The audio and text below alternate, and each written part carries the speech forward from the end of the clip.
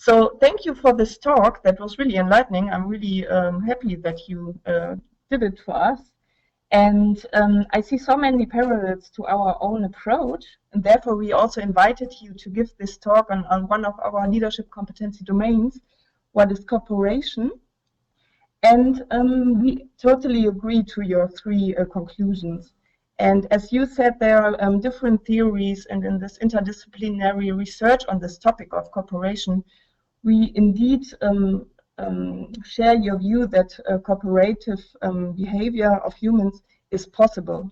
And this is what our approach is about, that people, it's a lot about their mindset and about their values that they are sharing for cooperation. And this I find in your seven success factors that you mentioned to us, that we see also on the site at the moment. And therefore, I wanted, before we start the question and answer part, I wanted to ask the participants if you would have to decide for one of these basic mechanisms, which would you prefer? Which one is the most important in your view? What would you say? So please, yes, you already answer, I see.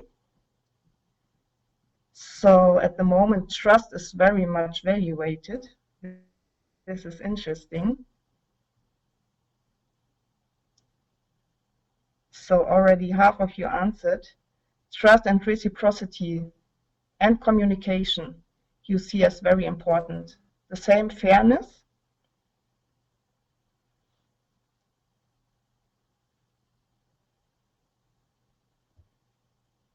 So maybe we stop here and I show you the results.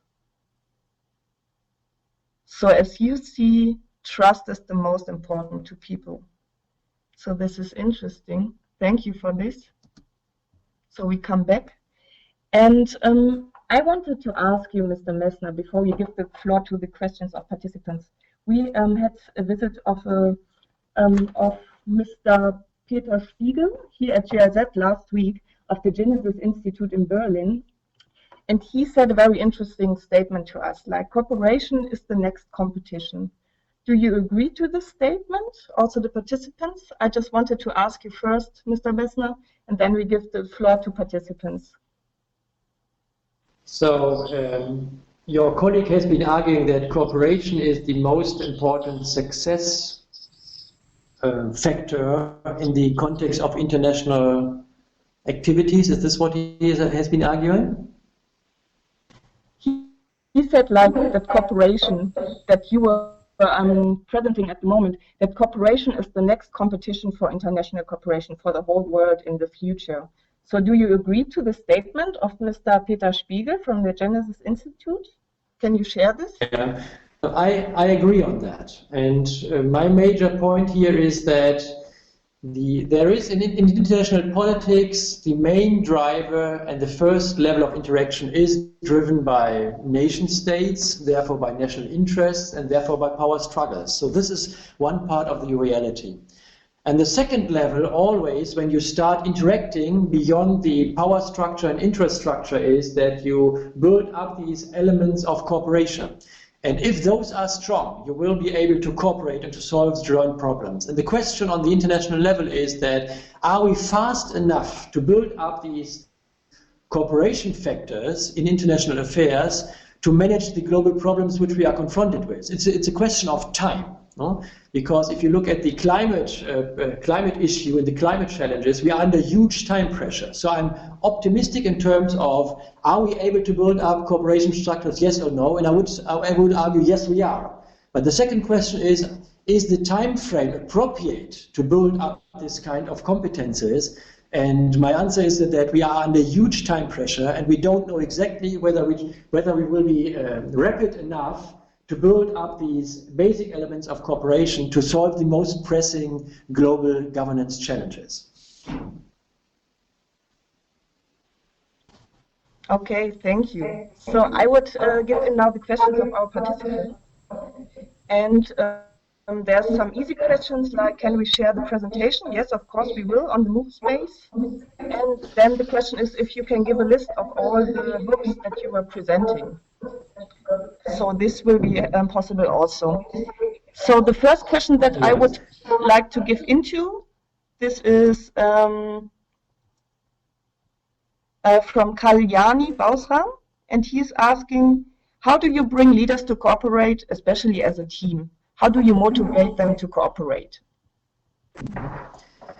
Yeah, I mean, you saw these, or you are seeing these 7 elements of cooperation, and I would argue that to move into a direction based on cooperation, you need this we identity element here, which is very important. We identity implies that you do have a joint perspective on what the problem actually is about. And then you need to define a joint corridor where to move to. You need a joint vision. This implies that we identity is very important. If you look into the climate debate, there are many different perspectives currently on where we should move to. The OECD countries are arguing that at the end of the day, China needs to change because China's emissions are driving much faster than any other emissions of any other country. China is arguing that the OECD countries historically have been producing the climate perspective, the climate problems. So if you don't build up this we identity, you will not be able to cooperate. And to build this up, communication, trust, and thinking in fair solutions is something which needs to be key.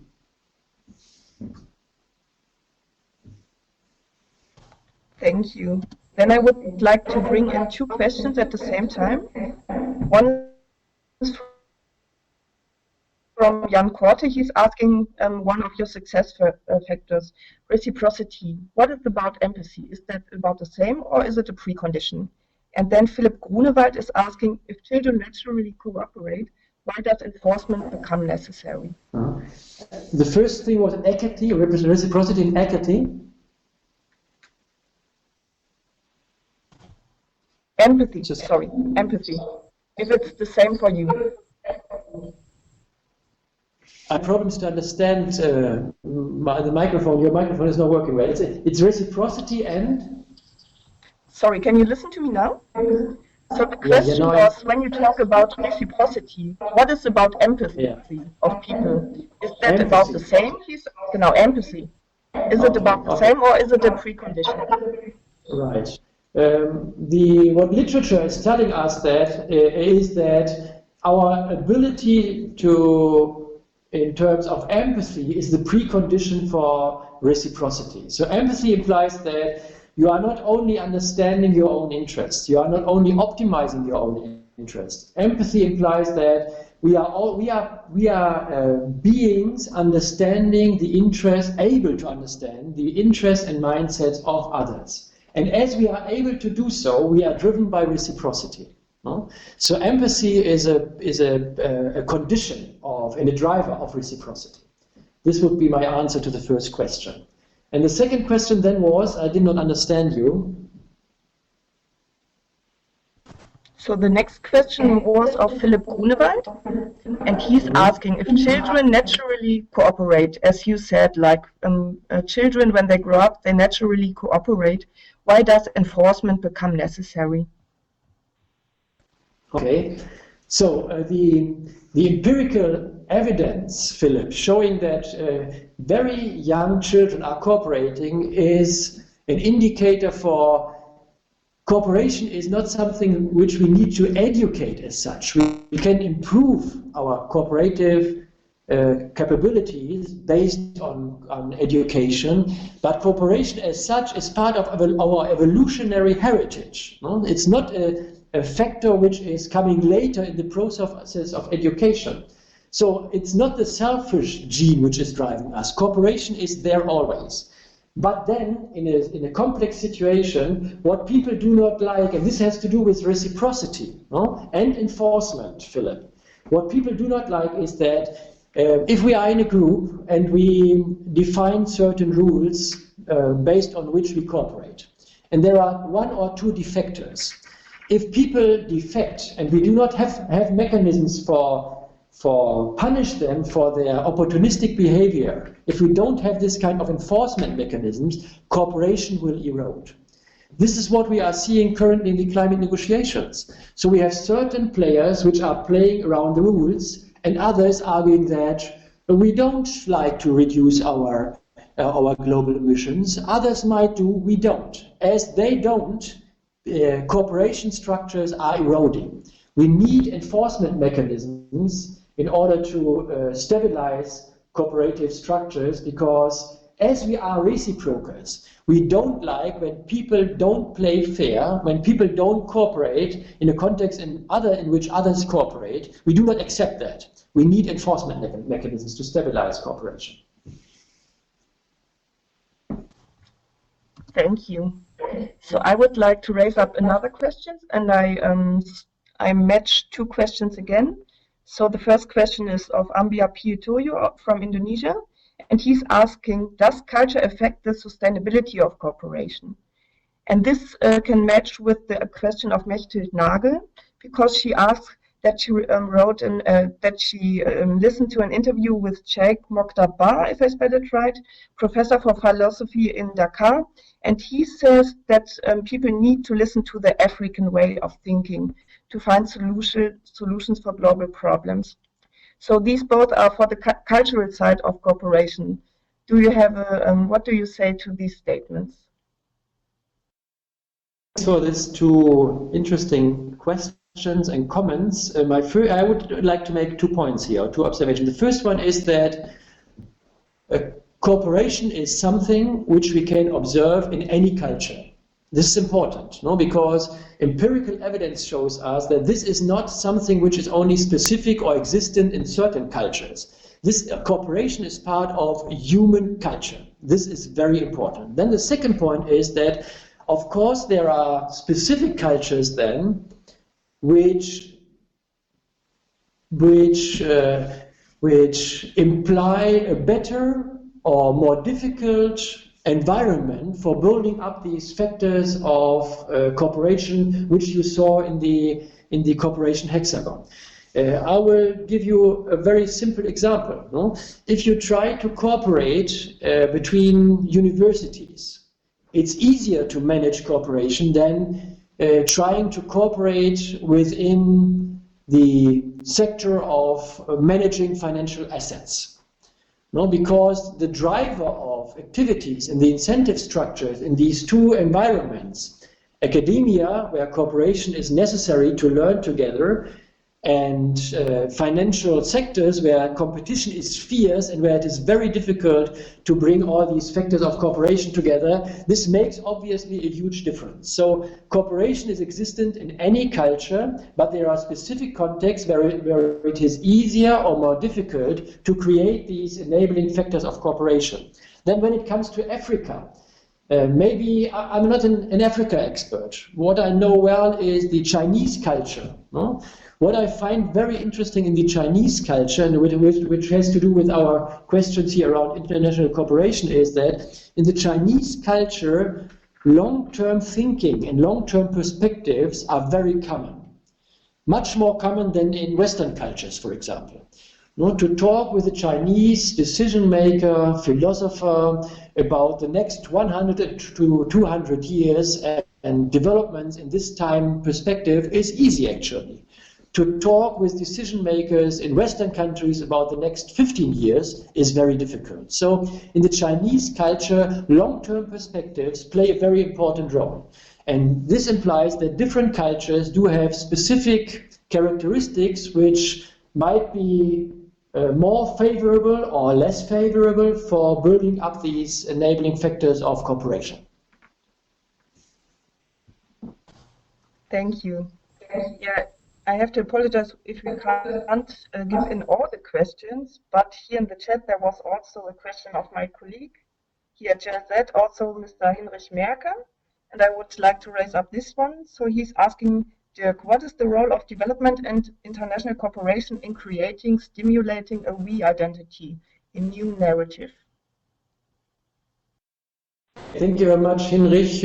We know us very well, so wonderful that you have been listening to the presentation. And regarding international cooperation, I mean, Hinrich, we are working, you and myself, we are working in the field of development cooperation. And if you look at these 7 factors, basic factors of cooperation, I would argue that several of these factors need to be rebuilt in the system of international cooperation. Because from the perspective of many developing countries, the system in which international cooperation, development cooperation has been built up is not reciprocal. It is top-down. No? It has been money from the north transferred to the south. It has been a system driven by donors, and recipients had to deliver. It has been built on experts coming from northern countries teaching others what to do. So this is exactly the opposite from reciprocity. And I think that if you would like to have an international system of development cooperation, managing the global development challenges which we are confronting with, we need to invest in the system of development cooperation in these kind of enabling factors of cooperation. Reciprocity is not there because the old system has been driven by donors. Trust is therefore limited because many people in developing countries think that at the end of the day, our development policy strategies are driven by our interests. Fairness is something which people feel is not always part of developing cooperation structures, because very often donors define the rule of the game. And this needs to change if we really would like to have a development cooperation system able to manage global interdependencies. Thank you. So I saw 4 hands in the participants list who raised their hand. I would, because for the system, unfortunately, we can't give you the voice. Can you please write your questions in the chat? But as time is running out, maybe we can't take all of them. But if you're quick, I try to integrate them still. So please, Constanza, Hilario, Katarina, and Mba, if I say it right, please write in the chat if you have a question. And I wanted to raise one more question from the chat that I found. I have to search it. So it was from Talat Islam. He's asking, how could globalization influence the international cooperation? This is a more broad question, but maybe you can say some words to this question, and then I have a look on the questions of the raised hands.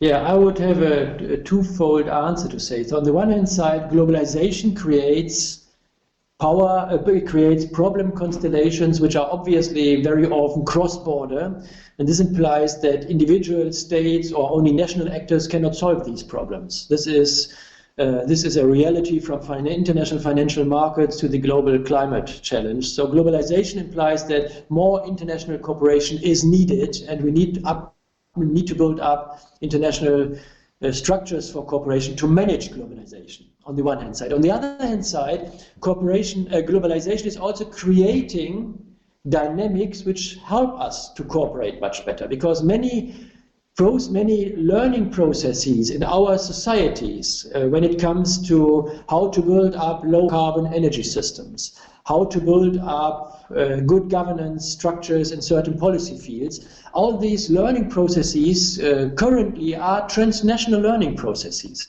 This web seminar is part of transnational learning processes. And this is based on globalization and based on technologies which help us to organize learning processes in a globalized context. So globalization at the same time is also creating dynamics which help us to learn much faster to solve our own problems in our local communities and nation states, but at the same time also to manage these global interdependency problems. So globalization is a driver of creating global problem constellations which we need to embed by global cooperation, but it creates also structures which helps us to learn much faster than in the past, to learn in transnational contexts. Thanks. So I found the question of Mba in the chat. So I want to raise this one because he is also raising his hand. The question is, the cooperation between development agencies and local CSOs is currently weak. How can we help to improve this? Yeah, I agree with this statement. And one of my major points, which I'm currently arguing for, is that I think we need to invest much more in joint knowledge cooperation. If you look into the development cooperation system, you will see, and we did empirical work on that, that most of the knowledge which is created in the development cooperation system is created by donor organizations. So the way we define problems, the way we define solutions, and then the way we evaluate how cooperation has been working or not working is being driven by investments and knowledge creation of donor organizations. And this is wrong. This will not work. We need investments in joint knowledge creation in order to have a joint problem perspective, in order to jointly develop concepts how to solve problems, and then working together also in terms of evaluating whether we have been making success or we haven't been making success and failed. From my perspective, investments in joint knowledge cooperation is an investment in the legitimacy for joint action. So let's invest more in joint knowledge creation, and let us overcome a development cooperation approach which is driven mainly by concepts built up in donor organizations. Okay, great. Thanks for all these questions. I would love to raise them all, but as I see the time is running out, I'm sorry that we are not able to integrate all of them, but many were asked. So I want to give you, Mr. Messner, two last questions. So because they fit well, they match a bit. And the first one is from Daniel Gluche, and he's asking, how important do you see the factor of financial interest in international cooperation? Is change possible without or with meeting also financial needs or benefits to use the power of business to implement global challenges? And Christa Wiedmeier is saying in this regard, Dirk, but there are huge economic interests behind international cooperation. How can we change this? So this would be the last question that we want to raise. Okay, so thank you very much also for these two last questions. The first point, Daniel, you made is that there are financial interests around. And my reaction here would be that fortunately, this is a very positive trend. There are much less donor-dependent and aid-dependent countries globally now than 10, 15 years ago. So many countries, many developing countries and emerging economies and emerging powers do have access to different financial resources now. Aid dependency is declining, and this is good. Because I think that this is improving the preconditions for cooperation. Because this is creating much better conditions for reciprocity. As long as you, as a developing country, as a recipient, as a government in an aid-dependent country, as long as you depend on financial resources from donors, reciprocity is very difficult to organize. And cooperation will be driven by one partner and implemented by the other. This is not what reciprocal cooperation is about. So this is a good trend. Most countries don't depend, fortunately, on aid any longer. Better conditions for building up these 7 factors for cooperation.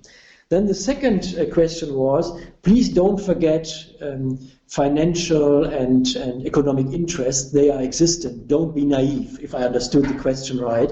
And I agree on that. No, I'm not arguing that power is not existing any longer. I'm not arguing that interest is not existing any longer.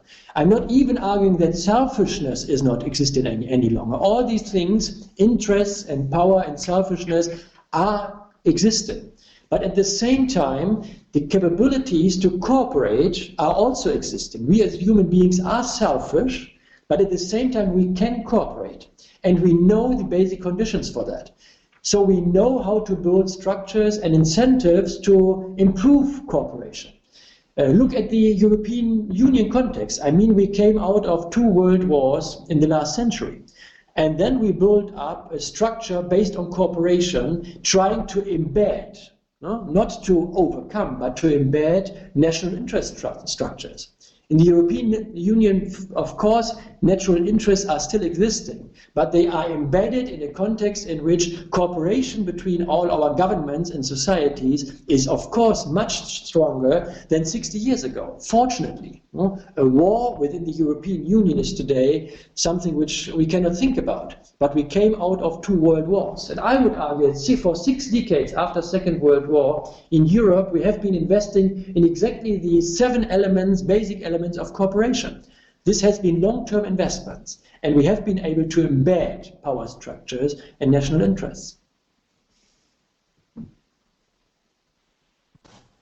Thank you. So I would say we leave it like that. And as Heike, my colleague from the Leadership Development Group, also wrote in the chat, we have a forum that is concentrating on collaboration. And we invite everybody of you who was not able to raise his questions to put it in the forum. And I invite also Mr. Messner to, if you have the time, anytime, to join our MOOC space and to join the forum. Maybe you can also go into the forum sometimes and answer some questions if you find the time. So I warmly thank you for this talk and for answering all these interesting questions from our participants. And I would say we invited you also because your talk fits so well with our approach, Leadership for Global Responsibility. Everybody can find it who didn't read it so far on the MOOC space. And what I found very interesting and what we totally agree is that cooperative-oriented groups are always, what is your assumption, are always stronger than egoistic ones. And we fully agree. Therefore, we want to give our approach into the world and encourage everybody to live this leadership for global responsibility. Because as the talk showed us, global responsibility means also cooperating with others, even if your own interests are maybe not realized with it in full. And therefore, we have to come to the end now. And I thank everybody of you who joined and would just give. So here you find also the contact of Mr. Messner, and would like to ask you to answer in this chat what stood out for you and what do you bring, what do you take home from this talk. And we want to thank you all for joining us. And the webinar will be, the recording will be uploaded to our MOOC space, so everybody who had not the time to join or who want to see the talk again can see it on the MOOC space in some days. We hurry up as much as we can. And also the chat will be found there and the presentation as you asked. And in the presentation you find all the lists of the books that were presented by Mr. Messner. And therefore I want to say goodbye to everybody. Thanks so much to Mr. Messner. Maybe you want to say some final words also to the participants to say goodbye. Then I would leave the floor now to you to farewell the people. Okay, no, thank you very much, Susanna, for this last comments. Thank you much to all of you that you invested your time to listen to this presentation and to formulate your questions and comments, which have been very valuable for me. If you are interested to read the whole paper, only Google my name and then the behavioral dimensions of international cooperation. There you'll find the whole literature list, and you can go yourself into this debate afterwards. Thank you very much. Thank you, Mr. Messner. And you already find the research paper on our MOOC space. You find it under further readings. There's the section with basic readings and further readings. And because the research paper is a bit more comprehensive, we put it under the section further readings. There you can find it, and there you also find the list.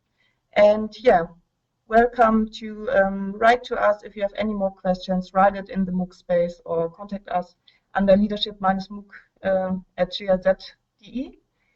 And I wish you all a nice day. Thanks for joining. And the next webinar with Otto Scharmer will be very soon. It will be this afternoon at 1 o'clock UTC time, so 3 o'clock German time. And it's about the leadership competencies for the 21st century, if I'm not wrong. And you're welcome to join this webinar also, but it will be also recorded, so if you don't find the time. So my colleague Klaus Alter from Leadership Development Group will be the moderator for you, and Otto Sharma will be our host for this session. So once again, thank you and have a nice day. Bye-bye.